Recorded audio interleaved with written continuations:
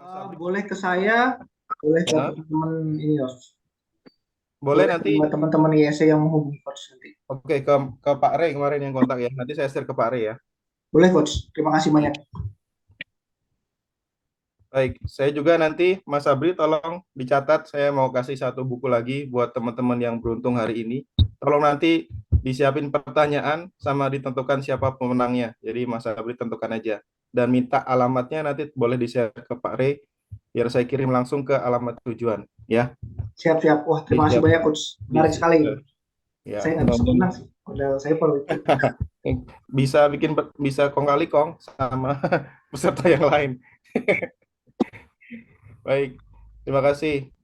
Jadi kaitannya dengan pengiriman ekspor, jadi teman-teman sekalian, kalau saya pribadi ya, saya pribadi membagi itu bisa menjadi tiga kategori. Yang pertama adalah FCL atau full container load. Kalau full container load ini artinya kita kirim satu kontainer itu milik kita sendiri. Jadi full container load itu FCL ya. Satu kontainer milik kita sendiri dengan satu importir. Tetapi barangnya di dalam satu kontainer itu bisa jadi satu jenis, bisa juga lebih dari satu jenis. Yang jadi fokus adalah kalau full container barangnya milik satu eksportir dan tujuannya satu orang importir. Nah, kalau yang kedua adalah LCL atau LCL, singkatan dari Less Container Load. Artinya, kalau LCL ini kita ngirim cuma sedikit. Kita ngirim cuma sedikit, dalam satu kontainer itu diisi lebih dari satu orang eksportir. Jadi, negara tujuannya satu. Jadi, pelabuhan tujuannya satu, tetapi di sini eksportirnya bisa lebih dari satu dalam satu kontainer. Pun di negara tujuan, importirnya bisa lebih dari satu orang importir. Jadi LCL itu gabungan dari beberapa shipper dan beberapa importir untuk negara tujuan yang sama. Nah, yang ketiga adalah kalau kalau kami nyebutnya adalah PJT. PJT ini singkatan dari perusahaan jasa titipan. Kalau kita kirim paket di dalam negeri itu ada JNE, ada Tiki, ada JNT, ada yang lain-lain, ada Si Cepat, Ninja dan seterusnya. Nah, kalau ekspor ini seperti itu, tetapi yang biasa digunakan itu ada misalnya DHL, ada FedEx, ada EMS dan lain sebagainya. Tetapi konsekuensinya kalau kita menggunakan PJT karena kuantitinya jumlahnya sedikit, maka eh, sebagian orang pasti mikir, oh ongkosnya malah lebih mahal daripada ongkos kirimnya bisa lebih mahal daripada harga barangnya. Karena memang begitu konsekuensinya. Karena kalau PJT jasa titipan ini biasanya digunakan untuk melakukan pengiriman sampel karena jumlahnya cuma sedikit. Sampel yang kecil-kecil ya, maksimal 1 kilo gitu. Kemudian atau juga ngirim-ngirim dokumen, biasanya menggunakan jasa titipan. Nah, kalau lebih dari itu, maka disarankan lebih baik menggunakan metode pengiriman LCL karena jatuhnya harganya pasti jauh lebih murah dibandingkan kalau dengan PJT. Kemudian sedikit mereview ya, jadi karena kaitannya dengan harga, baik FCL maupun LCL ya, baik FCL maupun LCL, istilah harga yang digunakan itu sama. Jadi kalau kita sebutnya Incoterm, yang terakhir adalah tahun 2020, baik FCL maupun LCL, istilah untuk harganya itu sama. Ada AXW atau XWOK, harga masih di gudang, ada FCA, FOB, CFR, CIF, dan seterusnya. Jadi istilah-istilah harga yang digunakan sama. Kalau EXW atau XWOK itu kan berarti harga masih di gudang kita. Walaupun sedikit atau LCL maupun full container sama juga. LCL kuantitinya sekian, berarti kita sampaikan EXW di mana. Kemudian FOB itu free on board. Artinya harga barang sudah di atas kapal, di pelabuhan FOB ini harga sudah di atas kapal di pelabuhan internasional. Jadi kita tentukan kita mau lewat mana ekspornya, pelabuhan pelabuhan internasional mana yang akan kita gunakan untuk ekspor. Untuk FOB ini maka lebih baik dicari pelabuhan yang terdekat dari posisi barang. Jadi fokusnya adalah pelabuhan yang terdekat dari posisi barang, bukan bukan pelabuhan terdekat dari alamat domisili perusahaan. Jadi saya ulangi ya, kalau FOB fokusnya pelabuhannya dicari yang terdekat dari posisi barang berada, bukan dari alamat domisili perusahaan. Kenapa? Karena bisa jadi alamat alamat teman-teman misalnya domisilinya di Bandung gitu ya. Kemudian barang yang dikirim itu dari Gresik.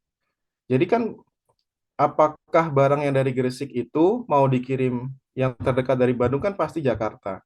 Apakah yang dikirim dari Gresik itu mau dikirim ke Jakarta atau lewat Surabaya? Karena yang terdekat dari Gresik itu kan Surabaya. Maka fokusnya kalau FOB itu selalu tentukan posisi pelabuhan internasional yang terdekat dari posisi barangnya, bukan dari alamat domisili kita. Pun kalau misalnya sama alamat domisili dengan posisi barang, berarti ya sudah lebih mudah. Jadi fokusnya cari yang terdekat.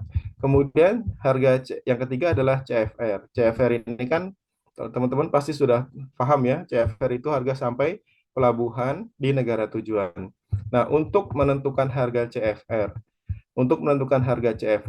maka yang harus kita ketahui adalah berapa freight cost atau ongkos kirim. Jadi freight cost atau ongkos kirim atau ongkos kapal ya, atau ongkos kapal dari Indonesia ke negara tujuan ekspor. Kita harus update. Untuk menentukan harga CFR, yang harus kita lakukan adalah kita harus update dulu ke forwarder atau ke pelayaran.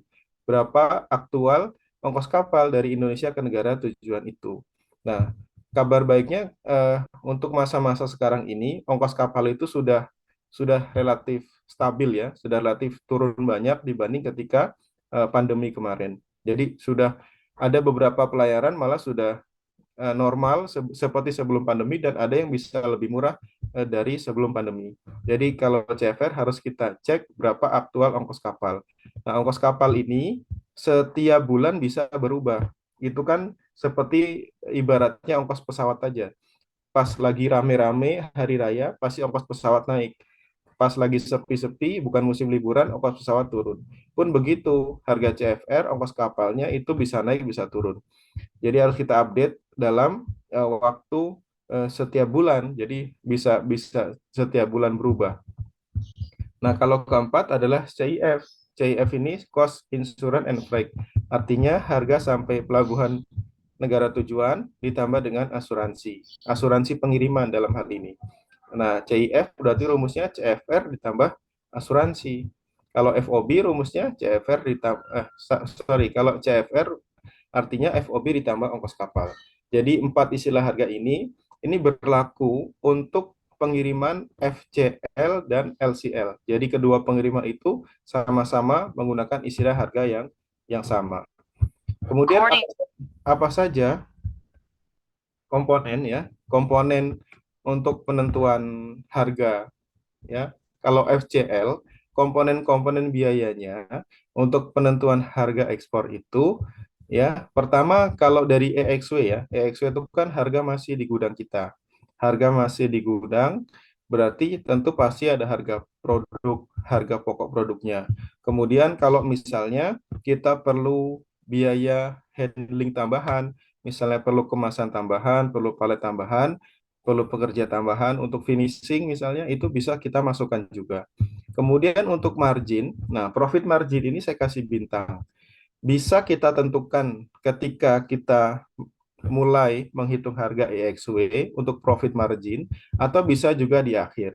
Jadi, nah margin juga ini subjektivitas masing-masing karena dalam prakteknya tidak ada rumus yang baku. Terserah teman-teman mau menentukan profit margin itu di awal ketika masih harga EXW atau sudah di akhir.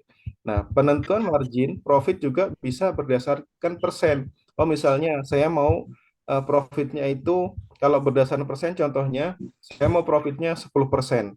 Berarti total total HPP dikali dengan berapa biar jadi 10% profitnya. Atau misalnya profitnya mau rupiah per kilo. Misalnya, oh saya mau profitnya untuk barang ini adalah 500 rupiah per kilo. Atau saya mau 1.000 rupiah per kilo. Kan kalau itu tidak berdasarkan persen. Karena nilai pasti dari setiap quantity, setiap piece gitu ya. Jadi, nah, penentuan profit ini juga tidak ada rumus bakunya. Artinya subjektivitas kita, subjektivitas teman-teman masing-masing. Mau menentukan yang pakai persen atau pakai rupiah per kilo atau rupiah per ton atau US dollar per kilo atau US dollar per ton itu subjektif teman-teman masing-masing. Jadi bisa di awal atau bisa juga di akhir. Penentuan karena teknisnya itu begitu. Kemudian harga FOB, kalau harga FOB, tadi kan FOB itu harga sampai di atas kapal, di pelabuhan internasional. Nah, jadi kita tentukan dulu, pelabuhan internasional yang mau kita gunakan dari mana? Maka kita harus mengetahui berapa biaya EMKL, biaya jasa EMKL. Pertama, jasa EMKL atau forwarder. Karena di dalam EMKL itu, ekspedisi muatan kapal laut, si EMKL ini termasuk tugasnya adalah mengangkut barang dari tempat kita ke pelabuhan terdekat yang ingin kita gunakan. Maka di dalam jasa EMKL itu biasanya mereka memberikan paket jasa yang ditawarkan itu antara lain adalah tracking. Tracking itu adalah ngangkut kontainer dari barang yang di dalam kontainer dari gudang kita ke pelabuhan. Terus ada LOLO. LOLO ini singkatan dari live on, live off, yaitu simpelnya adalah LOLO itu keluar masuk kontainer di depo lah, keluar masuk kontainer di pelabuhan. Itu LOLO. Kemudian ada dokumen. Dokumen ini lebih pasnya yaitu dokumen PEB, pemberitahuan ekspor barang. Karena si EMKL atau forwarder itu bertugas juga mewakili kita untuk melaporkan PEB ke Bea Cukai. Jadi kalau sudah dapat PEB dilaporkan ke Bea Cukai, maka Bea Cukai merespon dengan NPE, Nota Pelayanan Ekspor. Kalau kita sudah dapat NPE, balasan NPE dari Bea Cukai, maka itu sudah jadi lampu hijau. Lampu hijau apa? Barang kita sudah bisa masuk ke pelabuhan, untuk nantinya dimuat ke atas kapal. Kemudian kalau FCL, full container, kita juga harus menghitung THC. THC itu terminal handling charge atau THC terminal handling charge. Simpelnya adalah kalau kita lihat di pelabuhan itu suka ada kren yang ngangkut naik turun kontainer itu untuk bayar untuk bayar THC naik turun untuk penanganan di pelabuhan. Nah, biaya THC itu besarnya nilainya tergantung dengan ukuran kontainer yang digunakan. Kalau kontainernya ukuran 20 feet, ya, kontainer yang kecil itu, maka THC-nya adalah $95. Untuk 40 feet dan 40 HC, high cube, THC-nya adalah $145. Kita bayarnya ke Pelindo, biasanya diwakili oleh forwarder. Walaupun kita bayarnya ke perusahaan di Indonesia, tetapi tarifnya ini adalah tarif US dollar. Nah, nanti teknisnya ketika kita bayar otomatis dikonversi ke rupiah berdasarkan kurs dolar hari itu. Kemudian nomor 5 yang kita bisa pertimbangkan adalah biaya keluar, itu jika ada. Ya, jika ada biaya keluar maka kita bayar biaya keluar. Nah, kabar baiknya yang kena biaya keluar hari ini cuma ada 5 jenis produk. Ya, yang kena biaya keluar cuma 5 jenis. Yang pertama adalah produk kulit, ya, kulit turunan, kemudian kayu, kemudian biji besi, kemudian ada CPO dan ada kakao. Selain dari 5 itu, tidak ada biaya keluar atau biaya keluarnya 0% selain 5 jenis produk itu. Kemudian, berarti kalau selain 5 jenis itu, maka biaya keluarnya otomatis kita tulis saja 0%. Kita tidak perlu bayar biaya keluar. Ya. Kemudian nomor 6 adalah biaya bank. biaya bank ini tergantung sistem pembayaran yang disepakati antara kita dengan importir. Kita mau bayar pakai apa nih? Atau importir mau bayar pakai apa nih? Apakah dengan TT, Telegraphic Transfer, atau dengan LC, atau dengan DAP, atau kombinasi dari ketiga metode pembayaran itu. Nah, kita identifikasi berapa biaya yang kita keluarkan nantinya. Jadi kan kalau biaya bank itu nanti dikeluarkan ketika ada transaksi lewat bank.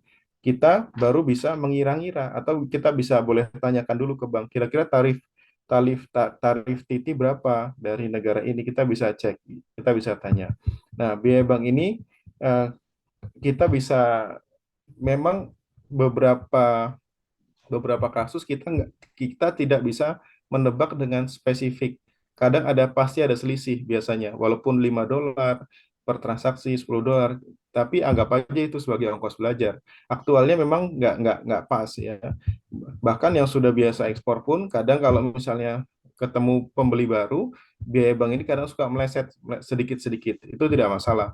Jadi kita bisa ambil angka moderat saja. Misalnya kalau saya pribadi, misalnya kalau dengan Titi, biasanya saya casnya itu 30 sampai $50 per transaksi. Ya, kalau titinya 2 kali, berarti dikali 2, 30 atau $50 kali 2. Kalau LC, angka moderatnya misalnya kalau saya suka ngasihnya itu $150 misalnya dengan LC. Ya, aktualnya di hari H ketika kita transaksi, beberapa kejadian itu bisa berbeda dengan prediksi kita. Kita baru tahu pas hari H biaya bank ini. Nomor 7 adalah biaya dokumen tambahan. Dokumen tambahan ini tergantung dengan jenis produk yang kita kirim. Misalnya, kita perlu dokumen tambahan COO, Certificate of Origin. Certificate of Origin dari Disperindak. Kalau kita datang langsung ke Disperindak hanya 25.000 sekarang, ya 25.000 rupiah per satu dokumen. Ya, kalau kita lewat forwarder biasanya sih 200 ribuan.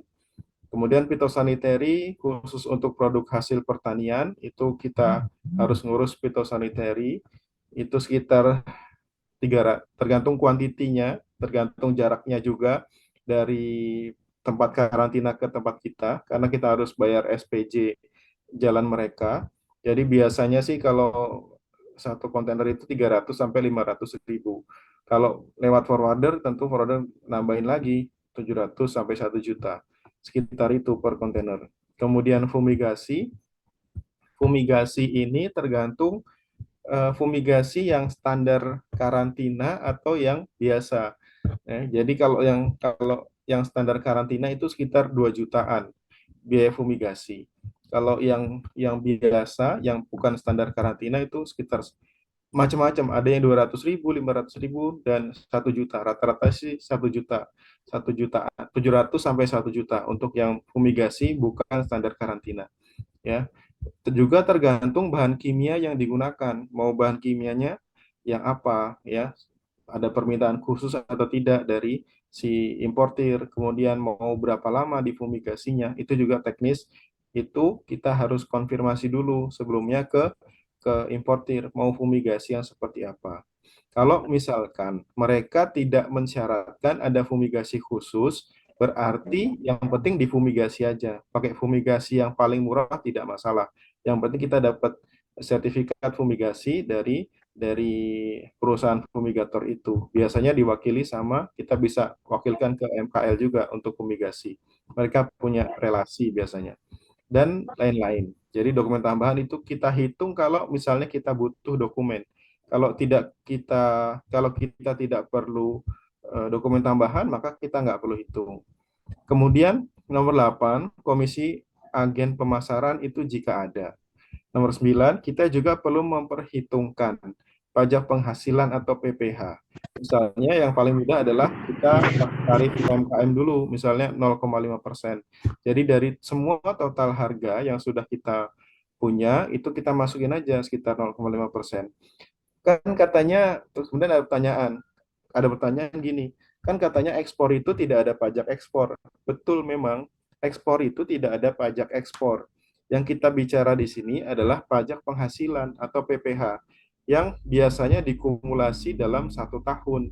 Ya, dikumulasi dalam 1 tahun berapa total penghasilan kita, berapa omsetnya. Kalau UMKM itu kan pajak yang sampai 4,8 miliar itu pajaknya 0,5%. Kan kita ekspor, apakah tetap bayar pajak penghasilan? Pajak penghasilan itu tetap harus dibayar. Walaupun kita ekspor, kita bukan bayar pajak ekspor, tapi pajak penghasilan ini, PPh ini, kalau UMKM PPh final disebut PPh final, kalau yang sudah PKP PPh 25, itu harus kita bayar kalau setiap ada penghasilan. Jadi itu harus kita bayar. Kalau nggak ada penghasilan nggak usah dibayar. Jadi maka lebih baik kita masukkan perhitungan buat jaga-jaga di akhir tahun ketika kita harus bayar pajak penghasilan kita sudah masukkan di komponen harga ya dalam yang kita tawarkan ke importir. Kemudian harga CFR rumusnya itu harga FOB ditambah biaya ocean freight. Ocean freight itu atau ongkos kapal. Kemudian harga CIF rumusnya harga CFR ditambah asuransi pengiriman ekspor. Rata-rata besaran asuransi itu 0,2 sampai 0,5% dari total invoice shipment. Jadi kalau misalnya nilai barangnya itu adalah 100 juta, kalau premi asuransi kita 0,2% itu bayarnya asuransi cuman sekitar 200 ribuan. Jadi murah. Itu juga opsional. Kalau CIF itu asuransi itu opsional, mau kita pakai atau tidak. Atau juga sebenarnya biasanya buyer itu bisa ngurus asuransi sendiri dari negaranya sana. Mereka cuma minta data kita, mana invoice-nya, mana packing list-nya, mana draft BL-nya, nanti dia urus sendiri di sana untuk asuransi. Kemudian untuk komponen dalam penentuan harga LCL, harga ekspor LCL, komponen biayanya apa? Kalau untuk harga IXW, harga Xwork, komponen biayanya itu sama, baik FCL maupun LCL, komponen biayanya sama, ada harga produknya, kemudian ada biaya handling produk, ada kemasan tambahan, palet dan seterusnya, kalau yang diperlukan untuk penanganan di gudang. Kemudian ada profit margin yang diharapkan. Kemudian yang beda adalah di harga FOB-nya. Ya, FOB itu kan ex-work ditambah komponen biaya-biayanya. Untuk harga LCL yang harus kita ketahui adalah yang perlu dicatat di sini, kalau LCL itu tidak semua pelabuhan bisa untuk menghandle pengiriman LCL. Biasanya LCL itu hanya bisa dilakukan melalui pelabuhan besar yang biasa sudah setiap minggu pasti ada jadwal kapal. Itu biasanya kalau sepengetahuan saya, jadi mohon maaf kalau misalnya kurang update, kalau sepengetahuan saya, LCL itu baru bisa di 4 pelabuhan besar, yaitu di Belawan, di Jakarta, di Semarang, dan Surabaya.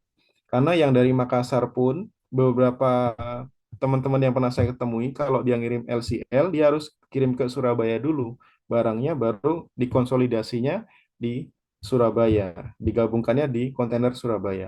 Jadi, untuk menentukan pengiriman, kalau kita mau kirim LCL, yang pertama jadi PR kita adalah kita harus ketahui dulu berapa ongkos tracking atau ongkos kirim barang kita dari tempat kita ke gudang konsolidasi atau ke gudangnya forwarder yang ditunjuk untuk menggabungkan barang. Istilahnya adalah gudang konsolidasi. Konsolidatornya si forwarder.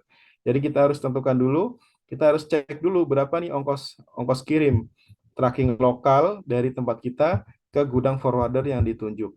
Biasanya gudang-gudang forwarder itu mereka ada di dekat-dekat pelabuhan.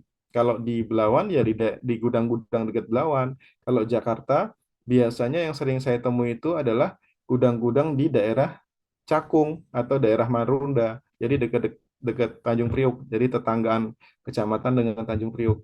Kemudian kalau di Surabaya yang pernah saya temui itu di daerah Perak ya. Daerah Perak itu banyak gudang-gudang konsolidator. Biasanya harus kita kirim ke situ.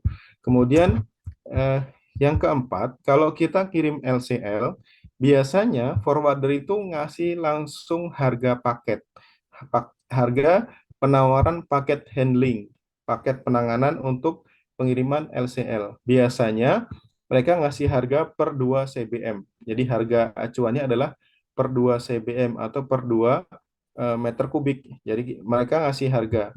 Harga yang ditawarkan oleh forwarder ini satu paket itu biasanya termasuk ya, kalau pengalaman saya termasuk sewa gudang. Jadi kan kita, barang kita itu diantar ke gudang mereka. Kita harus sewa gudang dulu.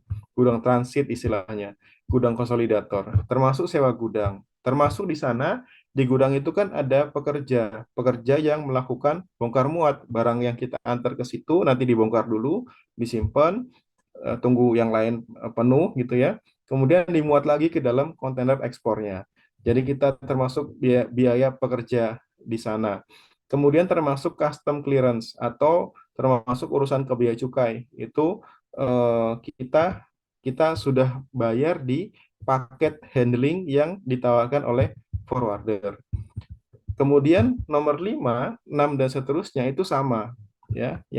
Nah, kalau LCL kita nggak tidak ada biaya THC. Tidak ada biaya THC yang kita hitung karena biasanya THC itu opsinya dua. Kalau tidak masuk di paket handling, dia masuk di ocean freight, jadi masuk di ongkos kapal. Itu bisa kemungkinannya bisa dua, tergantung forwardernya mau ngitung yang mana.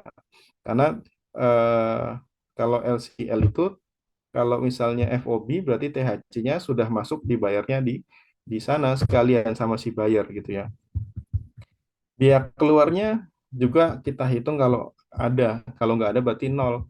Biaya banknya juga, nah biaya bank ini, baik pengiriman biaya bank ini tidak tidak tidak ada kaitannya, maaf, besaran biaya bank tidak ada kaitannya dengan apakah metode pengirimannya FCL maupun LCL.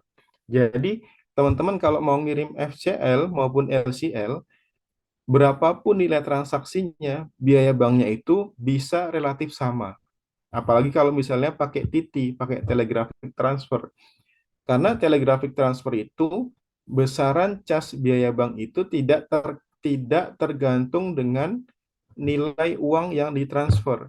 Contohnya, misalnya kalau teman-teman dapat transferan $2.000 dengan dapat transferan $10.000 dari importir yang sama, itu potongannya sama. Misalnya potongannya ada $30, berarti kalau $2.000 dipotong $30 yang kita terima 1.970. Kalau 10.000 yang dia kirim potongan $30, 9.970. Jadi sama, ini potongannya sama, tidak tergantung dengan besaran yang ditransfer. Kemudian dokumen tambahan itu juga sama.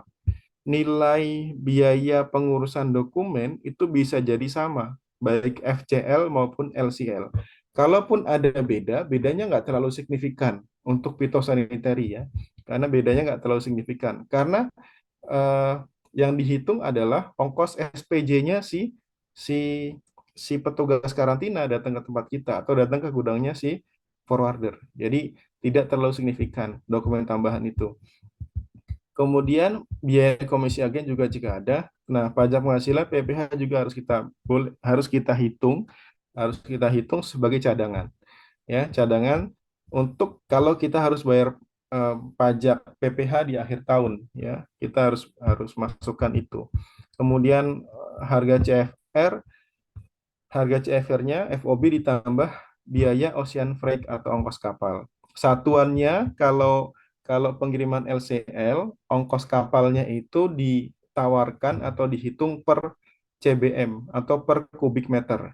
Per kubik meter teman-teman rasanya sudah paham ya. 1 meter kubik itu adalah panjang 1 meter, lebar 1 meter, tingginya 1 meter. Itu disebut 1 meter kubik. Kalau bahasa Inggrisnya kubik meter atau CBM. Itu udah mereka biasanya pelayaran itu menawarkan per CBM.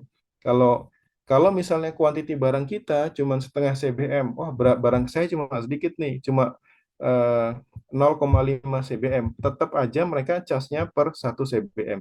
Logikanya, kalau teman-teman kirim barang pakai JNE, berat barang kita cuma 300 gram atau cuma 0,3 kilogram. Tetap kan kita dicas sama petugas JNE 1 kilo nih Pak berat barangnya. Jadi logikanya seperti itu. Standar minimal CFR Ocean Freight untuk LCL itu biasanya per CBM. Berapa dolar per CBM. Kalau misalnya ke Singapura misalnya cuma 10 dolar, 10 sampai 20 dolar per CBM. Itu sekitar 300 300 ribuan lah per CBM per 1 meter kubik. Ya, misalnya seperti itu. Kemudian harga CIF adalah harga CFR itu juga sama ya, karena asuransi itu mereka hanya melihat berapa besar nilai invoice yang kita laporkan untuk diasuransikan. Jadi mereka tidak melihat apakah dikirim dengan full container ataupun less container, FCL atau LCL. Mereka cuma lihat berapa nilai invoice-nya. Nah, kemudian kita untuk mengetahui berapa banyak muatan yang bisa dimasukkan ke dalam kontainer, maka kita harus tahu dulu berapa ukuran standar kontainer. Jadi eh, ukuran standar ini yang biasa digunakan di Indonesia itu ada tiga, yaitu 20 feet, 40 feet, dan 40 HC. Yang jadi fokus kita adalah karena kita mau melihat muatan, jadi bagian dalam kontainer saja yang perlu kita lihat. Ukuran standarnya kalau 20 feet itu 589, 5,89 meter. Atau kalau di sentimeter berarti 589 sentimeter. Lebarnya 2,35 meter. Jadi lebar kontainer 20 feet, 40 feet, dan 40 HC. Jadi lebarnya itu berarti ke samping ya. Lebar kontainer itu sama, 20, 40, dan 40 HC itu sama, 2,35. Tingginya kontainer 20 feet dan 40 feet itu sama. Kontainer 20 feet 2,38, 40 juga 2,38 meter. Kemudian kontainer yang 40 HC itu lebih tinggi sekitar 30 sentian. Jadi tingginya itu sekitar 2,69. Adapun panjangnya 40 feet dan 40 HC itu sama. Yang beda 40 HC itu lebih tinggi. Nah, kalau dilihat di sini volume barang ya. Volume barang kalau kita lihat kubikasinya, volumenya 20 feet itu bisa muat 33 meter kubik ya. Kemudian 40 feet bisa muat 67 meter kubik, kalau 40 HC bisa muat 76. Kalau dilihat dari kubikasinya tentu 40 HC itu paling paling besar kubikasinya. Tetapi kalau dilihat dari timbangan, kalau dilihat dari muatan yang berdasarkan timbangan ya, kalau barang itu ditimbang, kontainer 20 feet itu bisa muat sampai 28 ton. Artinya kalau barangnya berat ya, berat sekali gitu ya, tapi dimensinya kecil, volumenya kecil, itu 20 feet bisa muat sampai 28 ton. Kalau 40 feet volumenya besar, tetapi kalau dilihat dari beratnya itu hanya 26 ton, sekitar itulah. 40 HC juga sekitar 26 ton. Jadi, nah aktualnya kita bisa lihat di mana berapa kilogram muatan di dalam kontainer. Aktualnya setiap kontainer itu bisa berbeda. Kita bisa lihat di pintu kontainernya.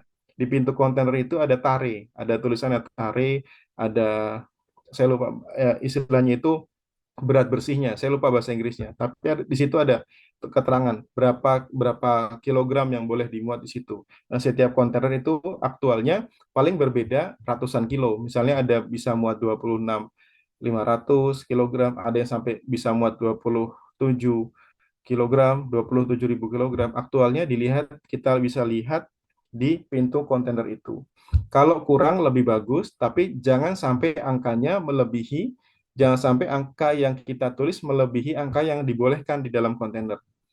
Yang jadi soal dalam beberapa kasus itu kadang gini, kita misalnya mau ngirim berat barang kita itu sampai 27 ton. Ya, berat kalau dilihat dari beratnya 27 ton. Ke dalam kontainer itu muat 27 ton, bisa bisa masuk semua. Tetapi kadang ada kontainer itu yang ditulisnya cuman boleh 26 0,5 misalnya, 26. Berarti kan ada selisih 0,5 ton yang nggak boleh. Biasanya kalau kasusnya seperti itu, saya koordinasi dengan si buyer. Saya koordinasi dengan buyer, Mister, ini di kontainer bolehnya cuma ditulis 26,5 ton, tetapi saya garansi muatan itu tetap 27 ton sesuai request gitu misalnya. Nah, jadi saya mohon izin di semua dokumen saya cuma tulis 26,5. Untuk apa? Untuk agar disetujui bisa masuk. Jadi di dokumen saya tulis formalitasnya 26,5 tapi aktualnya tetap ditulis 27. Tetapi secara umum jarang sekali yang kejadian seperti itu. Secara umum yang ditulis dalam kontainer karena mungkin ya hari ini spek kontainer itu sudah bagus, jadi dia bisa muat barang lebih berat. Jadi aktualnya kita bisa cek di pintu kontainer. Kemudian setelah kita tahu, kita mau mau tahu nih berapa berapa muatan atau berapa kardus, berapa karton, berapa box yang bisa dimasukkan ke dalam kontainer. Memang ada rumusnya ya, teman-teman, ada rumusnya. Kalau di aplikasi itu ada CBM atau kubikasi apapun itu ya yang disebut, ada CBM measurement ya, di aplikasi banyak lah. Cuman saya tidak pernah pakai itu. Saya lebih senang menghitung secara matematis karena bisa lebih presisi. Kalau dari CBM meter yang di aplikasi kadang di aplikasi itu menunjukkan bisa muat 700 karton misalnya. Aktualnya kadang bisa cuma 680, pasti ada selisih lah. Pasti ada selisih. Jadi kita lebih senang menggunakan dengan yang hitung-hitungan manual. Misalnya saya punya karton nih. Punya karton, ukuran karton saya itu 48 kali 32 kali 26 cm. Ya, asumsinya saya kartonnya sama semua ya. Ukuran kartonnya sama yang akan dimuat ke dalam kontainer. Saya mau muat ke dalam kontainer 20 feet. Berarti berapa nih yang bisa dimuat? Yang bisa dimuat, yang bisa dimuat di sini, maka kita harus hitung dulu. Ukuran panjang, lebar, dan tinggi karton kita harus bandingkan. Nanti jadi dasar pembagi untuk ukuran kontainer. Panjang, lebar, dan tinggi kontainer. Daya muat ke arah panjang. Jadi daya muat ke arah panjang ini, panjang kontainer kita bagi dengan panjang karton. Jadi 589. Satuannya, ingat teman-teman, satuannya harus selalu sama ya. Kalau pembagian di matematika SD itu kan kita harus samakan dulu satuannya. Kalau senti ya dibagi dengan senti. Kalau meter bagi dengan meter. Jadi harus selalu disamakan satuannya. Panjang kontainer 589 dibagi panjang karton dibagi 48 hasilnya adalah 12, sekian, 12,027. Kemudian daya muat lebarnya kontainer dibagi lebar karton 235 kali 32 cm. Hasilnya 7,034. Daya muat ke arah tinggi kontainer dibagi tinggi karton 238 dibagi 26 hasilnya adalah 9,15. Nah, di sini yang menjadi catatan adalah berapapun angka di belakang koma hasil pembagian, angka di belakang koma itu harus selalu diabaikan. Jadi dihapus saja. Walaupun angkanya 12,9, tidak boleh itu dibulatkan jadi 13. Berapapun angka di belakang koma harus selalu dihapus. Karena itu kan cuma sisa ruang. Jadi sisa ruangnya kalau pembagian itu 0, sekian. Itu nggak boleh kita hitung. Jadi harus diabaikan. Maka dari hasil pembagian ini adalah kita harus kalikan lagi. Berdasarkan panjang lebar tingginya hasil pembagian itu, maka muatan di dalam kontainer itu adalah 12 kali 7 kali 9. Total boxnya ke dalam kontainer 756 box untuk ukuran karton ini 48 32 kali 26 yang bisa dimuat ke dalam 20 feet. Tinggal satu karton itu bisa muat berapa kilo. Kalau muatnya 15 kilo misalnya, berarti total satu kontainer muatnya 11.340 kg. Nah, ini teman-teman bisa cek berapa nih ukuran karton kita yang mau kita gunakan. Kita bisa hitung berapa yang bisa dimuat ke dalam kontainer berdasarkan muatan bagian dalam standar kontainer itu. Baik 20 feet maupun 40 feet itu metode penghitungannya sama. Itu kalau FCL full container kita bisa hitung ya. Nah, kalau misalnya barangnya itu tidak menggunakan karton yang sama semua, ya kita harus hitung hitung satu-satu. Maksudnya gimana ya? Kita harus simulasikan berapa banyak yang menggunakan karton A, berapa banyak karton B. Nah, kalau barangnya lagi misalnya pakai karung, kita perlu simulasi juga. Kita tumpuk misalnya 10 karung ya, 5 ke samping, 2 ke samping kanan, 2 ke depan gitu ya. 3 ke atas itu volumenya berapa. Jadi ibaratnya seperti karton ya. Nanti kita hitung lagi berdasarkan panjang lebar tinggi kontainer. Atau juga yang paling mudah kalau misalnya menggunakan karung, kita cek yang sudah pernah ekspor barang menggunakan barang tersebut menggunakan karung biasanya muat berapa banyak. Itu berarti penghitungannya berdasarkan pengalaman yang sudah ada sebelumnya. Kalau misalnya kita akan mengirim menggunakan metode LCL, Less Container Load, yang harus kita ketahui adalah berapa volume barang tersebut, ya, berapa kubik atau berapa CBM volume barang itu.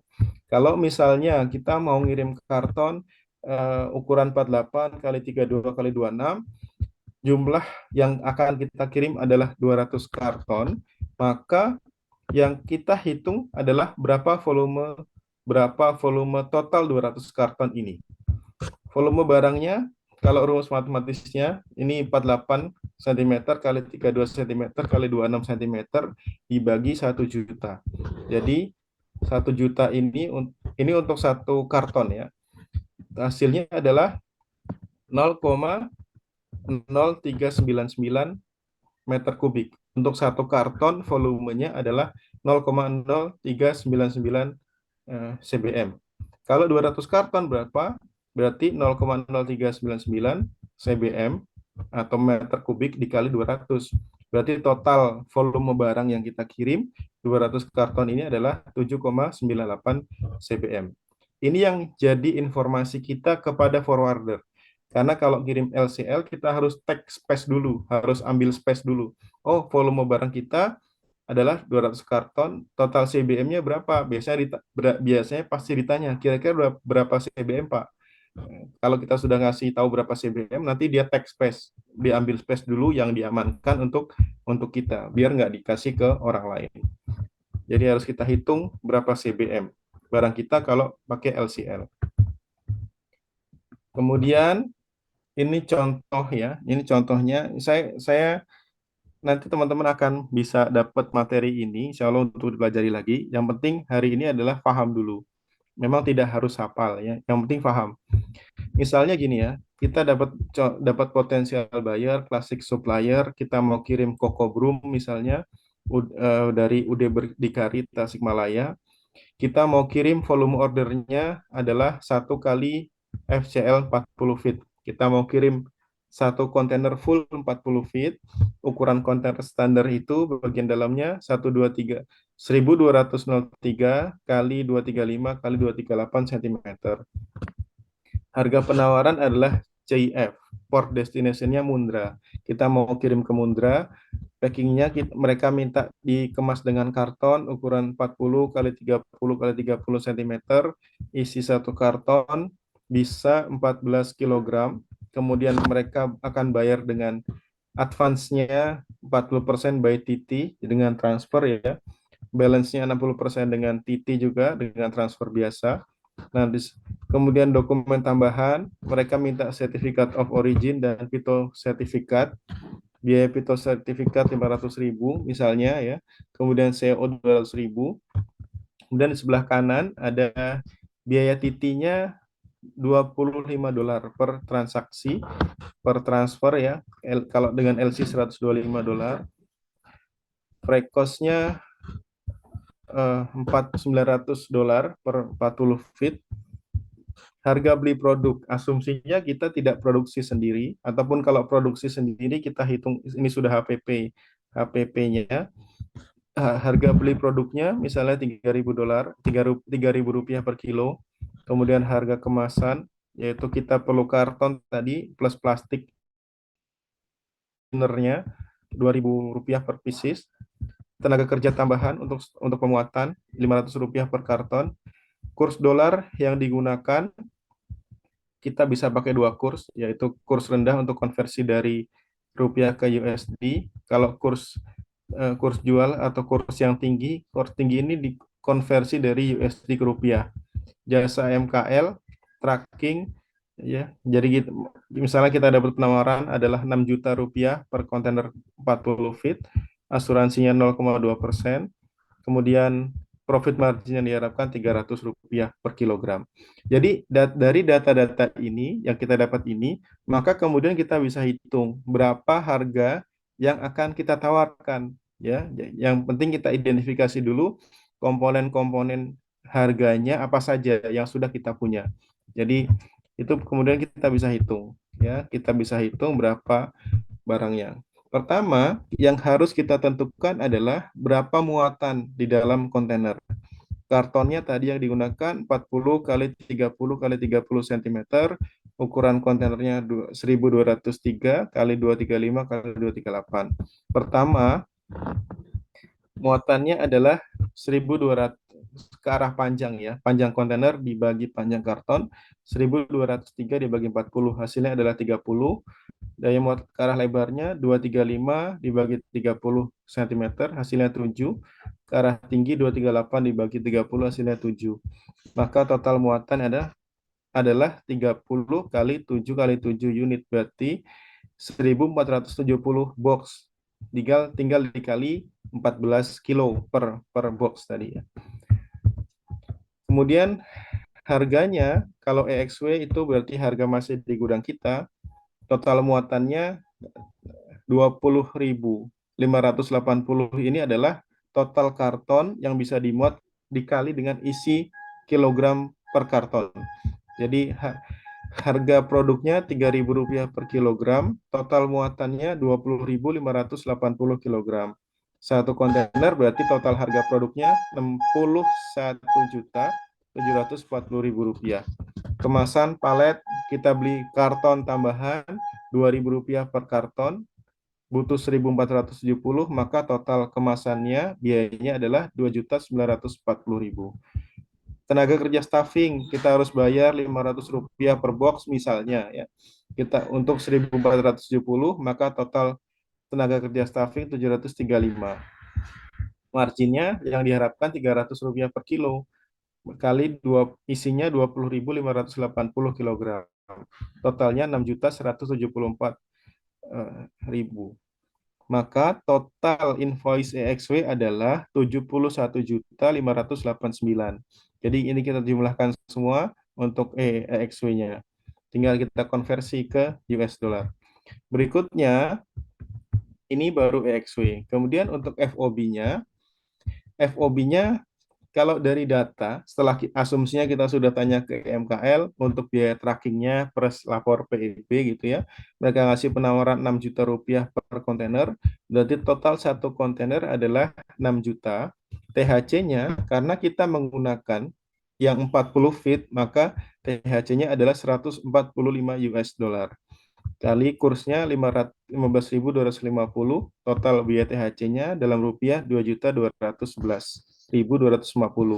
Biaya keluarnya 0, kemudian biaya bank. Kalau dari contoh soal tadi, bayar itu bayar 2 kali dengan titi. Asumsinya misalnya titinya per titi $25, berarti total 2 kali titi $50. Kali kursnya 15.250. Dokumen tambahan, Pito sertifikat dan COO 500.000 plus 200.000, totalnya 700.000. Komisi agen 0. Maka total invoice FOB adalah tadi total harga EXW ditambah dengan semua komponen biaya ini. Jadi 81.262.750 rupiah untuk per kontainer. Kalau per kontainer berarti per kilonya berapa? Tinggal kita bagi per kilonya. Kemudian untuk harga CFR kita tadi ongkos kapal ke Mundra itu kalau di soal adalah $900, maka total invoice CFR adalah total invoice FOB dalam US dollar ditambah ongkos kapal 5.363,88 US dollar tambah $900. Hasilnya 6.263,88.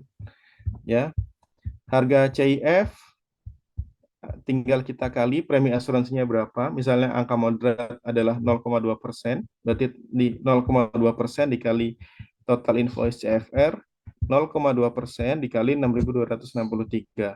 Preminya adalah 12,53 US dollar.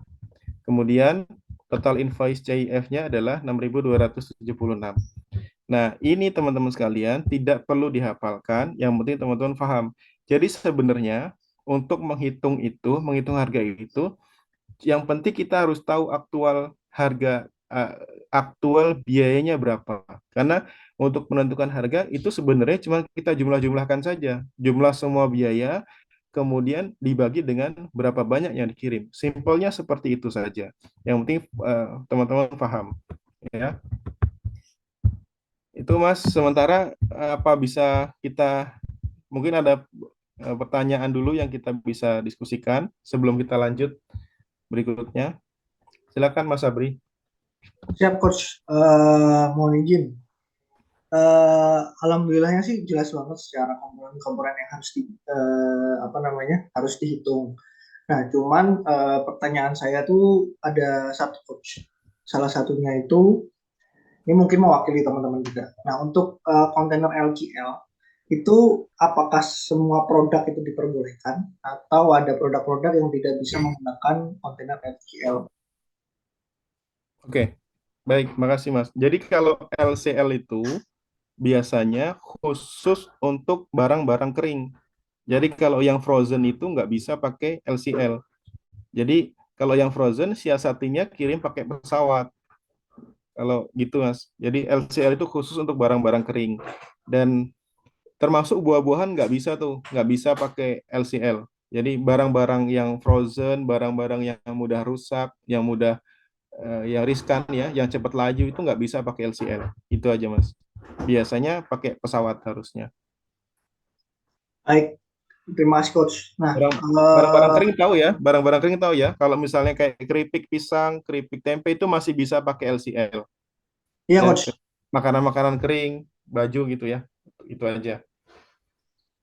Iya coach. Kalau untuk klasifikasinya saya udah jelas kalau menurut Sabri. Nanti itu salah satu kisi-kisi yang akan saya jadi pertanyaan nanti coach. Oke.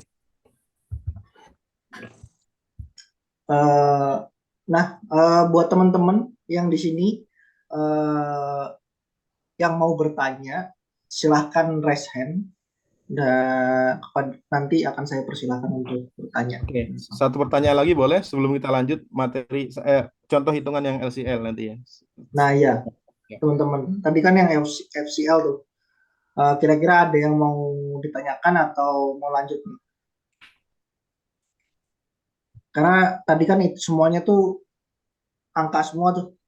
Yang paling penting itu teman-teman tuh ingat komponen-komponennya. Jadi kalau untuk secara hitung-hitungannya kan paling pakemnya ya seperti apa charge-charge yang ada di pelabuhan, ada di Pelindo kayak THC-nya kayak gitu-gitu kan udah pasti itu harganya. Nah, yang paling penting tuh teman-teman mengerti tentang komponen-komponen apa aja yang perlu kita hitung. Jadi tidak ada salah persepsi tentang harga FOB nanti. Betul. Kalau misalnya, oh ada nih, Mas Ahmad Saifuddin, silakan, Mas. Izin bertanya coach, jadi kalau semisalkan kan kita nih pakai karung, tadi kan kita kan juga dijelaskan kalau semisalkan pakai karung itu jadi kita ambil sampel untuk 10 tumpuk kali 10 tumpuk kali 10 tumpuk seperti itu ya. Coach. Nah, kemudian kalau semisalkan ternyata dari perhitungan kita yang awal dari sampling itu terus ada perbedaan ketika kita stuffing. Nah, itu eh, kita mengkomunikasikannya dengan forwarding, kemudian dengan pihak buyer, itu seperti apa ya, Coach? Jadi makasih Mas. Jadi kalau forwarding itu nggak ada masalah Mas. Mereka nerima aja apa yang kita muat. Yang jadi apa namanya kunci itu ke buyer. Kadang gini, misalnya hitung karena beberapa kejadian gitu, pernah juga gitu ya. Misalnya kita hitung, kita target itu satu kontainer muat 18 ton misalnya. Ternyata pekerjanya waktu muat itu mereka rapi nyusunnya. Jadi udah profesional, udah biasa muat. Bisa muat 18 ton itu setelah kita muat semua masih space lagi. Bisa kalau dihitung bisa muat sampai 19 ton nih.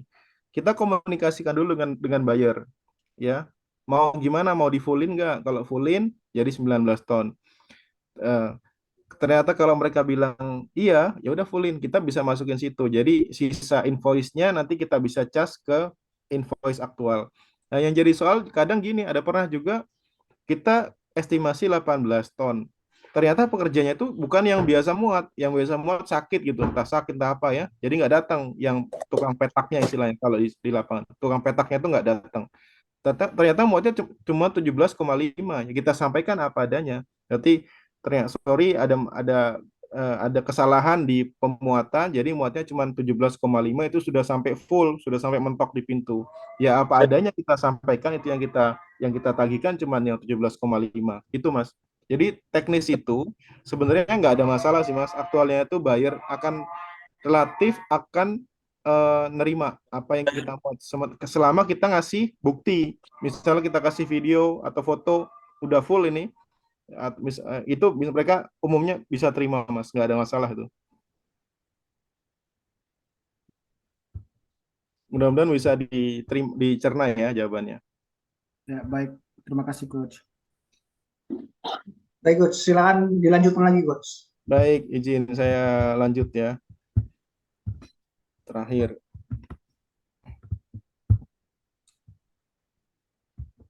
Baik, kemudian teman-teman, sudah kelihatan ya Mas Sabri ya? Jelas, Coach.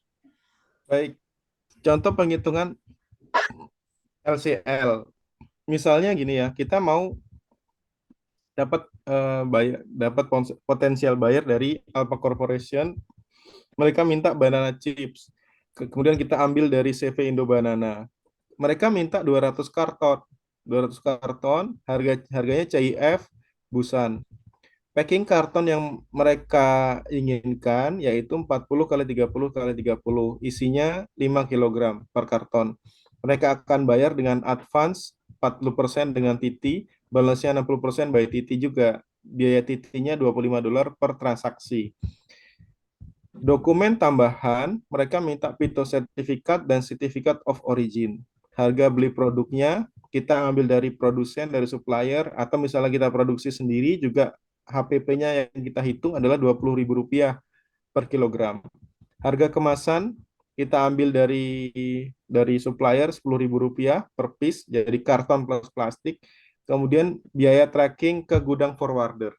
Jadi kalau LCL itu kita harus hitung berapa ongkos angkut dari tempat barang ke gudang forwarder yang ditunjuk oleh si forwarder untuk penggabungan, konsolidasi. Kurs dolarnya 15.150, untuk kurs belinya atau kurs rendah dari rupiah ke USD, kurs jualnya 15.250 dari USD ke rupiah. Jasa MKL forwarder, jadi kalau kirim LCL, biasanya mereka ngasih satu paket handling, satu paket penanganan, termasuk sewa gudang, tenaga kerja staffing, PEB, custom clearance gitu ya.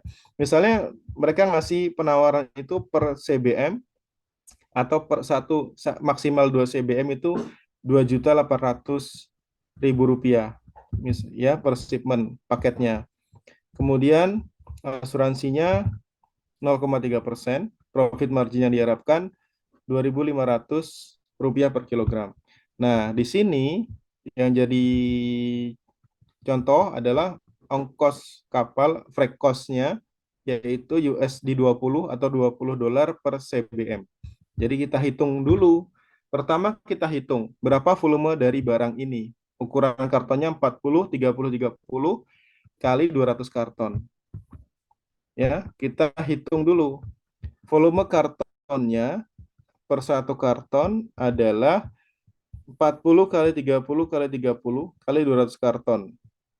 Ya, kita volume kartonnya dalam CBM, dalam meter kubik adalah 7,5 7,2 cbm. Oke, jadi total volume barang yang kita kirim nanti adalah 7,2 cbm. Sementara ongkos kapalnya per cbm adalah 20 US dollar. Harga EXW. Harga EXW-nya karena kita ngirimnya adalah 1000 kilogram. Tadi 200 karton, isi satu karton adalah 5 kilogram. Dan harga produknya Rp20.000 per kilogram. Total kuantitinya 1000, maka total HPP produknya 20 juta. Kemasan tambahan, harga kemasannya Rp10.000, sementara kuantiti kemasannya 200 box, maka total kemasannya 2 juta. Tenaga kerja staffing. Jadi staffing itu adalah istilah untuk muat ke dalam kontainer. Karena muat ke dalam kontainernya adalah di gudangnya si forwarder, maka kita tidak perlu menghitung ya untuk tenaga kerja staffing pemuatan. Karena sudah masuk paket di jasanya si forwarder. Margin yang diharapkan Rp2.500 per kilogram, untuk 1000 kilogram berarti 2.500.000. Maka total invoice EXW adalah 24.500.000. Kemudian untuk FOB LCL, maka EXW ditambah komponen biaya-biaya. Jasa EMKL-nya adalah Rp2.800.000 untuk 200 karton yang mereka tawarkan. Trackingnya misalnya dari tempat kita Rp5.000 per karton, kali 200 karton berarti 1 juta.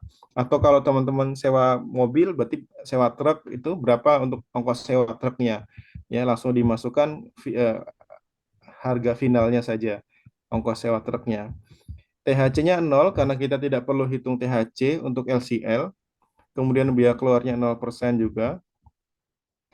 Biaya banknya sama, jadi 700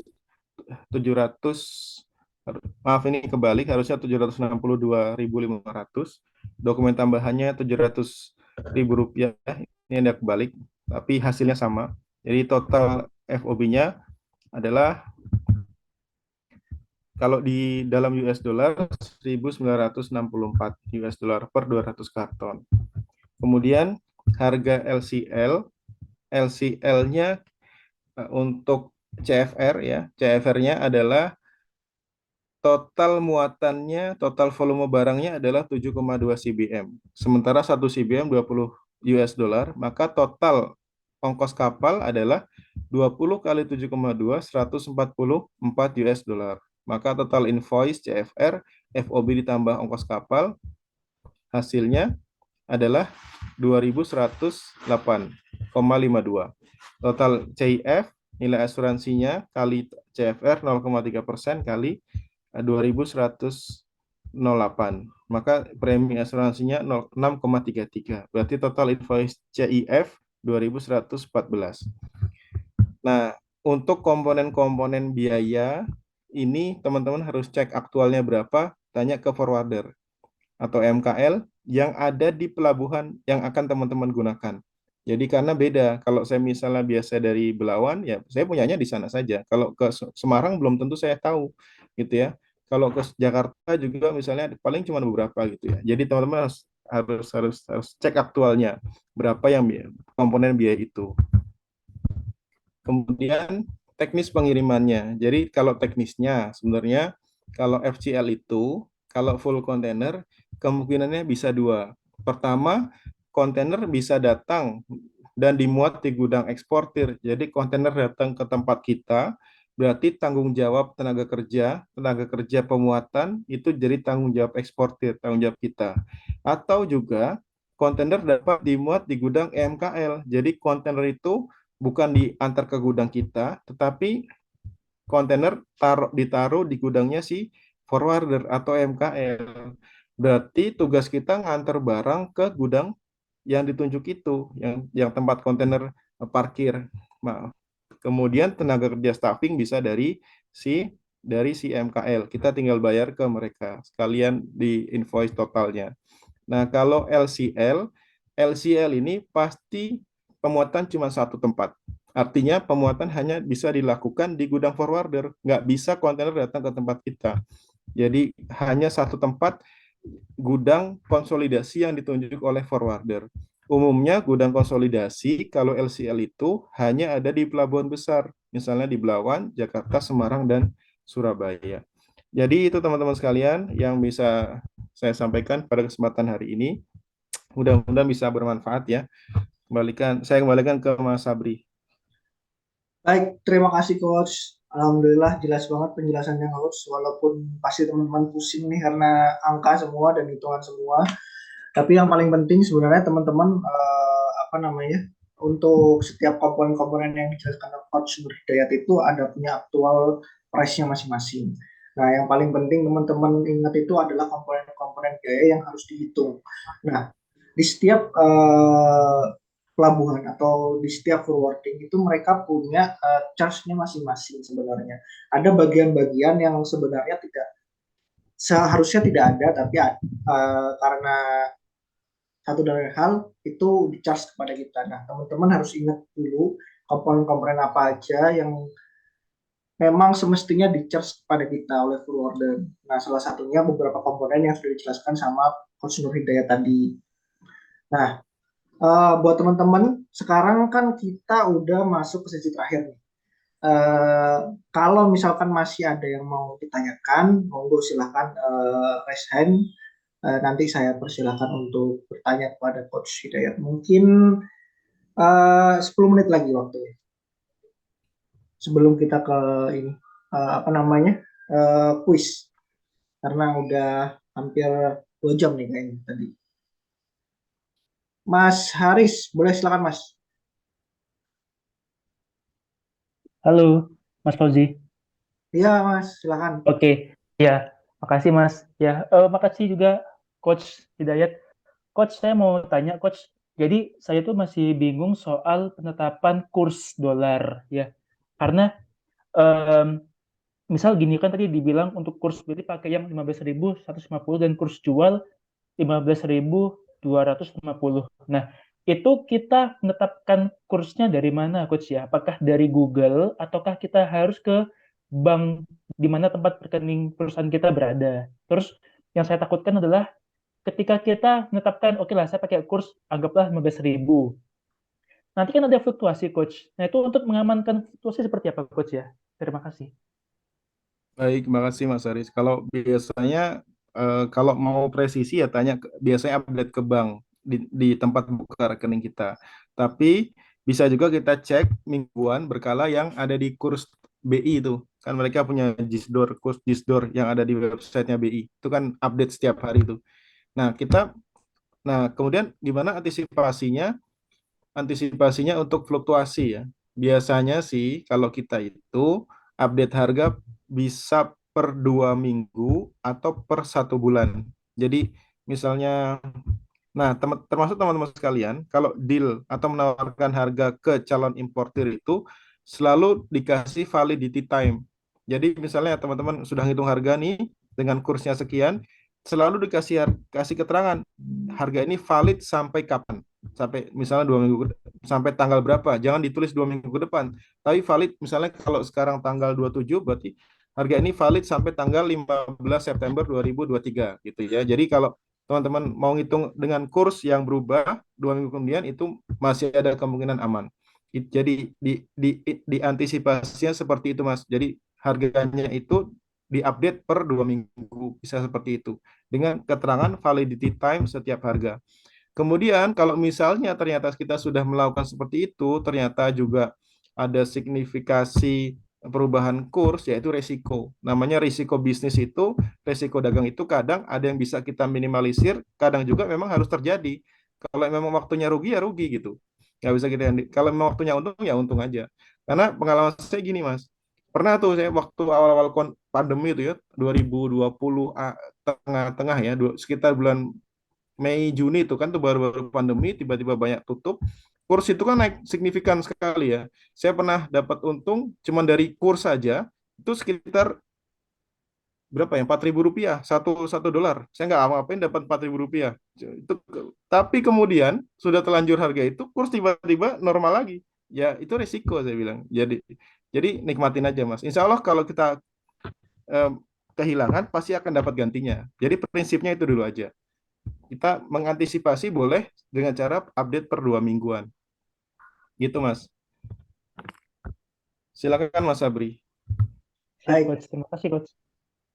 Nah, menambahkan dari Coach Nur Hidayat tadi juga, untuk kurs tuh sebenarnya kan karena, tapi ini beberapa minggu ini cukup stabil sih di angka 15 ribuan sebenarnya. Cuman sebenarnya kan angka wajarnya itu di 14.500. Nah, teman-teman itu kalau bisa ketika menentukan harga jual itu jangan terlalu jauh range-nya di antara apa namanya 4.500 sampai 5.000 15.000 sorry. Nah, biasanya buat teman-teman itu kalau misalkan kalau sekarang kan kursnya tuh 15.200 5.000 ya 15.200-an. Nah, teman-teman bisa kasih spare itu Rp400 atau Rp500 di bawah harga itu untuk harga jual. Jadi teman-teman tuh ketika kursnya naik ya teman-teman dapat untung lebih. Tapi ketika kursnya turun kan nggak mungkin, kalau kurs itu jarang yang turunnya itu langsung jatuh signifikan selama 1 hari, itu jarang. Jadi mereka kan kursnya fluktuatif tuh. Makanya teman-teman kasih spare kira-kira fluktuasi paling normal untuk 1-2 minggu ke depan itu di rata-rata range sebelumnya berapa, misalnya 100 sampai Rp200. Nah, teman-teman itu kasih spare itu nanti misalnya dikasih spare 400 atau Rp300 di bawah harga rata-rata yang akan fluktuasi tadi. Jadi lebih aman. Tapi kalau kursnya naik kayak kemarin teman-teman ada tuh yang ngitungnya di 14.300, ternyata pas mau pencairan LC itu di angka 15.300 kemarin tuh, yang paling tertinggi itu.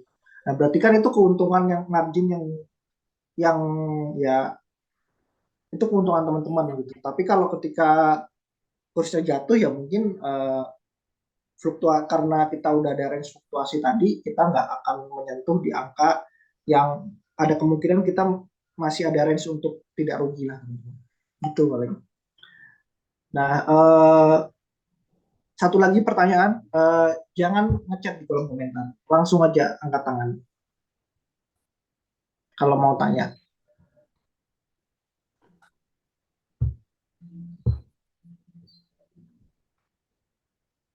Ini nggak ada lagi yang mau tanya? Kalau ada yang mau ditanyakan, silakan angkat tangannya. Kalau nggak ada, kita ke sesi kuis paling. Ya, Coach ya, izin. Ya, silakan, Mas. Ini soalnya mau dari Coach atau dari Dari saya? Mas Sabri aja, Mas Sabri tentukan juga. Silakan. Saya tinggal terima namanya aja nanti. Nama sama alamat tolong di-share. Oke, baik. Nah, teman-teman yang udah ikutin dari awal tadi seharusnya sudah ini ya, sudah apa namanya, sudah detail dan sudah jelas ketika Coach Nur Hidayat menjelaskan. Nah, ini ada sesi giveaway dari Coach Nur Hidayat, itu buku beliau. Judulnya apa, Coach? Kalau boleh tahu. Bisnis ekspor itu mudah. Nah, Bisnis Ekspor itu Mudah dari Coach Nur Hidayat. Nah, buat teman-teman ini gratis dari Coach Nur Hidayat, nanti akan dikirimkan ke pemenang yang berhasil menjawab pertanyaan dengan baik. Buat teman-teman yang pengen ikutan, caranya gampang. Jawab ini saya tulis apa saya omongin aja ya? Saya omongin aja deh. Kan tadi ada FCL sama LCL.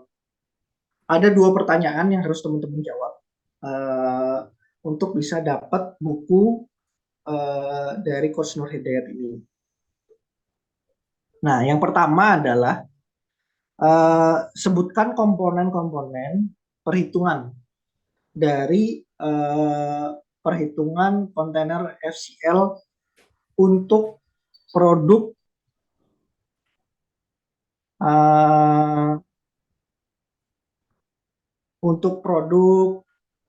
banana chips. Terus yang kedua, di kontainer LCL yang sempat saya tanyakan tadi,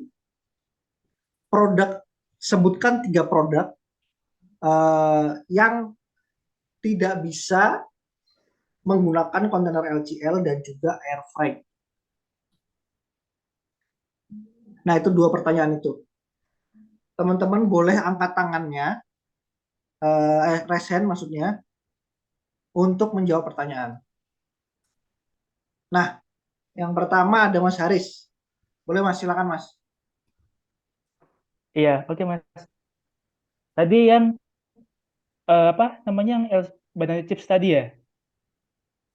Yang Halo? pertama adalah komponen-komponen perhitungan kontainer untuk produk banana chips FCL. Nah, yang kedua adalah sebutkan 3 produk yang tidak bisa menggunakan kontainer LCL dan tidak bisa menggunakan air fry. Mas, yang kedua, sorry, yang LCL itu, yang tadi, itu tidak bisa pakai LCL, tetapi harus pakai air fry, Oh ya, nggak gitu ya. maksudnya Coach, kan ada produk yang bisa ini apa namanya tidak bisa menggunakan LCL sama air fry nih Coach. Nah, saya tanya itu tuh. Seharusnya Oh, sih dari penjelasan Coach teman-teman udah paham produk-produk apa aja. oke. Mas Oke, Haris, halo. silakan Mas Iya, dijawab. iya. Jadi kalau untuk yang FCL ya, untuk FCL itu pasti ada harga produk barangnya, terus ada kemasan paletnya juga, ada tenaga kerja untuk staffingnya juga, sama Hmm. margin kita nanti mau berapa. Terus itu ada jasa MKL, misalnya kayak untuk forwarder, untuk tracking, segala macam. Terus ada THC juga, terminal handling charge. Terus untuk biaya banknya juga, itu kalau misalnya TT $25, terus kalau yang LC $125. Nah, terus ada dokumen tambahan. Itu tergantung kalau misalnya pakai forwarder, misal kayak untuk yang COO 200.000, kalau bayar sendiri di Perindak 25.000 segala macam. Udah itu aja. FCL ya. Ini FOB kan Mas? Ya, Atau salah ya? FOB. Sorry, FOB aku tadi ya nggak itu. nyebut FOB-nya ya. Sorry, aku lupa. Iya, iya. Oke itu Mas. Eh, Terus sama tadi, langsung apa ah, gimana? Kalau untuk yang kedua tadi yang apa Mas? Maaf, sorry.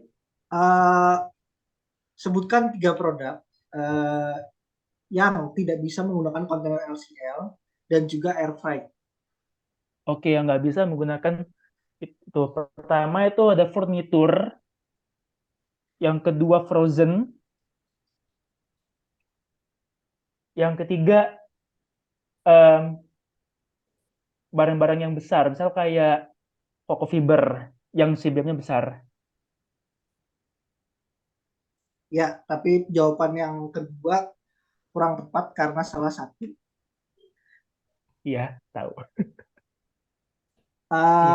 Eh, Coach Nur, untuk jawaban yang pertama tadi, apakah sudah benar apa ada yang perlu ditambahkan tadi dari Pak Haris?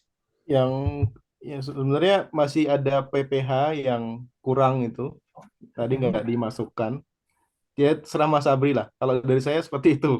Jangan gitu, Coach. Ini Lah kan saya jadi jurinya nggak Mas. enak, makanya Saya, saya saya tanya kan terus. saya tinggal minta nama aja.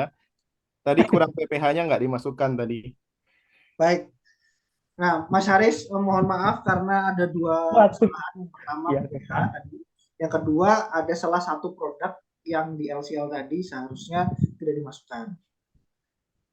Berarti kurang beruntung nih Mas Haris nih. Oke, nggak apa-apa.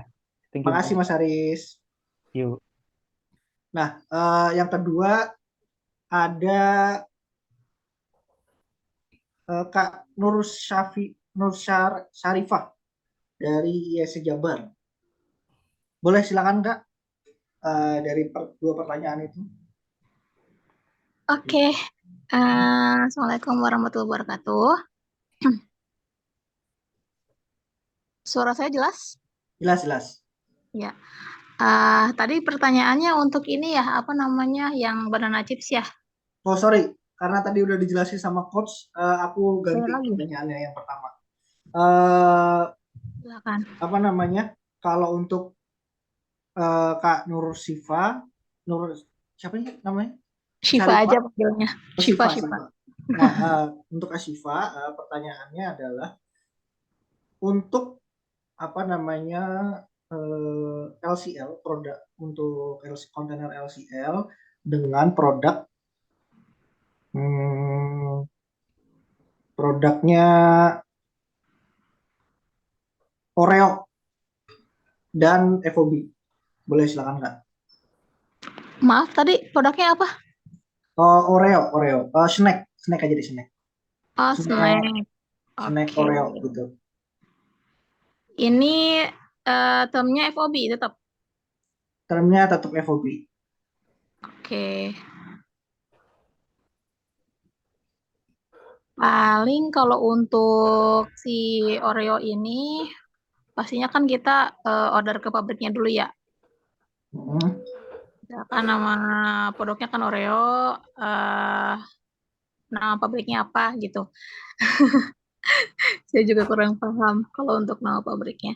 Nah, kalau untuk misal nih, kalau untuk si LCL ini ternyata yang diorder sama si importirnya itu, dia itu hanya kurang lebih ini mah ininya ya, apa namanya, perhitungannya ya, perhitungan komponen FOB. biaya apa aja untuk yang si FOB. Kuantitinya boleh bebas berapa aja Kak.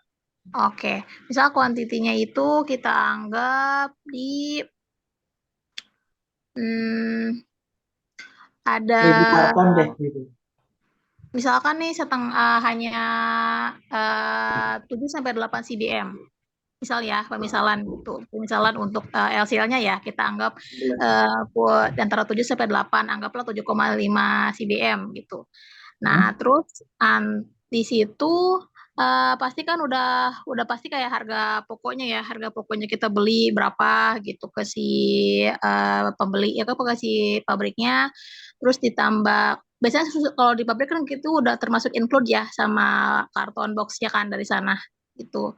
Jadi kita udah tinggal harga esok dari pabrik, setelah itu ditambahin dengan jasa forwarder jika memang kita pakai via forwarder gitu dari mungkin sewa gudang sama staffing terus ngurusin PEB sama BL-nya juga. Terus komponen selanjutnya itu biaya tracking dari gudang pabrik ke gudangnya si forwarder gitu. Terus ada biaya bank juga sama dokumen tambahan seperti itu. Kurang satu lagi Kak. Hmm, dokumen tambahan. Dokumen tambahan nggak usah deh. Dokumen tambahan paling CO aja. Itu kan hanya untuk agriculture ya. Kalau Oreo nggak masuk, dia hanya paling CO aja. Kurang satu lagi nih dari Ah, penjelasan Kakak tadi. oh margin, margin ya. Margin keuntungan itu udah pasti sih biasanya. Iya, Apa dong? apalagi? Ah, oh PPH, pajak penghasilan. Oke, benar. Nah, nomor 2 nih Kak. 3 Hmm. produk yang tidak bisa menggunakan kontainer LCL dan juga air freight. Yang tidak bisa pakai LCL dan air freight. Yang pasti sih briquette ya. Charcoal itu udah pasti full container. Terus seperti kokopit atau mungkin coco fiber. Sama satu lagi itu ini apa namanya yang liquid. Liquid. Liquid gimana tuh? Liquid itu contohnya kayak CPO atau mungkin coconut oil gitu. Jadi harus FCL. Nah, gimana Coach untuk jawabannya? Apakah ada yang perlu dikoreksi?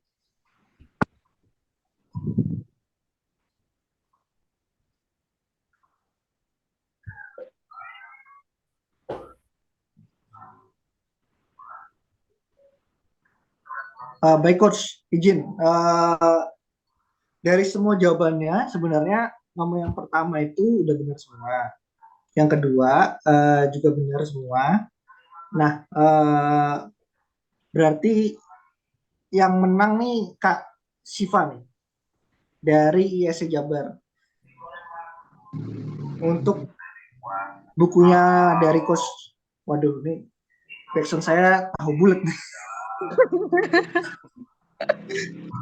Jadi yang menang untuk bukunya dari Coach Nur Hidayat, sorry bentar ya. Mungkin Iya. ada lewat. Ya, komplek nih. Macam-macam. Nggak lagi rame. Biasanya rame banget anunya. Yang Iya, jual juga sih biasanya. macam-macam. Yang menang adalah Kak Nursifa dari ISC Jabar, Coach. Nanti Kak Nursifa silakan hubungi Korwilnya untuk dikonfirmasi ke sekretariatan mengenai pengiriman alamat dan juga buku dari Coach Nur Hidayat. Oke, Selamat terima Kak kasih. Nursifa atas Terima bukunya kasih, bagus banget. Coach Nur Hidayat. Terima kasih, Ece. Nanti saya konfirmasinya via YC Korwil aja kali ya, yang Jabar ya? Iya, boleh. Ke Korwilnya aja, nanti biar Korwilnya konfirmasi ke sekretariatan. Oke. Baik, terima kasih. Baik, sama-sama. Nah, buat teman-teman kita udah sampai di penghujung acara. Selamat buat Kak Nursifa tadi sekali lagi yang udah menang giveaway dari Coach Nur Hidayat. Alhamdulillah saya pernah lihat bukunya Coach, bagus banget. Sayangnya saya nggak bisa menang karena saya moderator. Saya selalu kalau Coach Nur Hidayat selalu moderator. Padahal saya pengen jadi peserta juga biar. Nah, dari penjelasan Coach Nur Hidayat tadi kita teman-teman jadi ngerti ya apa sih komponen-komponen yang harus kita hitung ketika melakukan perhitungan FOB ataupun CIF ataupun CFA. Nah, teman-teman, dari komponen-komponen yang dijelaskan Coach Nur Hidayat tadi, sebenarnya untuk komponen-komponen perhitungannya itu yang paling penting adalah teman-teman ngerti komponen-komponen apa saja yang dihitung, karena secara di lapangan untuk perhitungan setiap produk dan juga setiap tracking dan lain-lain komponen-komponen itu berbeda ya, kecuali harga-harga yang sudah dipatok oleh seperti kayak pelindung misalkan THC-nya dan lain-lain itu sudah pasti harganya, SEO-nya berapa harganya itu sudah pasti dari kalau misalkan SEO-nya kita ngurus sendiri, tapi kalau diurusin forwarder juga harganya pasti beda-beda untuk charge-nya. Nah, teman-teman terima kasih banyak sudah mendengarkan sampai akhir. Buat teman-teman selamat sekali lagi buat Kak Nursifa, dan untuk Coach Nur Hidayat terima kasih banyak ilmunya, baik sekali pemaparannya. Saya semoga bisa ketemu terus di lain waktu untuk sharing-sharing lagi, Coach. Terima kasih banyak. Silakan Coach kalau ada closing statement-nya. Ya, terima kasih Mas Sabri dan teman-teman IEC atas kesempatan sharing hari ini. Mudah-mudahan bermanfaat yang disampaikan. Saya mohon maaf bila ada kata penyampaian yang salah, yang kurang berkenan. Mudah-mudahan kita bisa bertemu lagi lain waktu. Ya, nanti saya minta datanya Mbak Nur Syarifah dari Jabar ya. Terima kasih Mas Sabri ya. Saya mohon maaf ya. Siap. Assalamualaikum warahmatullahi wabarakatuh. Waalaikumsalam warahmatullahi wabarakatuh. Nah, buat teman-teman jangan keluar dulu. Kita nanti materinya saya akan share ke Pak Rey yang kontak kemarin Pak Rey, nanti jadi Pak Rey yang share ke teman-teman sekalian ya. Terima kasih. Oke. Mas Nadif bisa nggak di screenshotin? Kita foto dulu sebentar sama teman-teman. Mas Nadif masih ada nggak? Masih. Oh ya. Screenshotin ya. Mas Nadif pakai laptop kan? Tampilanku nggak penuh ya. Oh, berarti aku aja nih yang screenshot. Izin Coach, saya izin foto dulu sebentar ya. Ini ada 2 halaman. Buat teman-teman silakan open cam dulu kalau mau foto. Baik, saya izin foto untuk yang pertama, slide pertama. Tangannya gini aja, salah. Biar lucu. Ini simbol ISC dari teman-teman. Saya hitung ya, 1, 2, 3.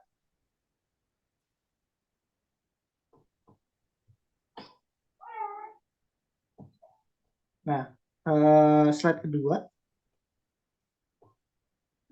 1, 2, 3.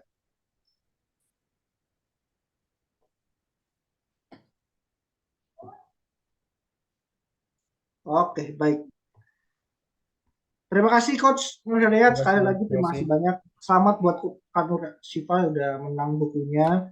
Saya pengen banget pada menang. Oh ya Coach, kalau bukunya itu dijual secara Bebas atau gimana Coach? Bebas. Di mana Coach kalau mau Di dapat buku? marketplace ada, Shopee, Tokopedia itu ada. Kalau mau ke Agromedia juga ada penerbitnya. Di Nah, Shopee, Tokopedia, TikTok Shop juga ada. Dicek aja. namanya apa Coach kalau nama Shopee dan Tokopedia-nya? Eh, yang jual banyak sih ya Mas. Saya nggak hafal malah. Waduh, jadi nanti tinggal search saja Cari nama aja bisnis ekspor itu bukunya. mudah gitu. Bisnis ekspor itu mudah, itu bukunya Coach Derajat. Silakan di search kalau teman-teman yang belum sempat menang, boleh beli di marketplace ataupun di toko buku terdekat. Nah, terima kasih banyak Coach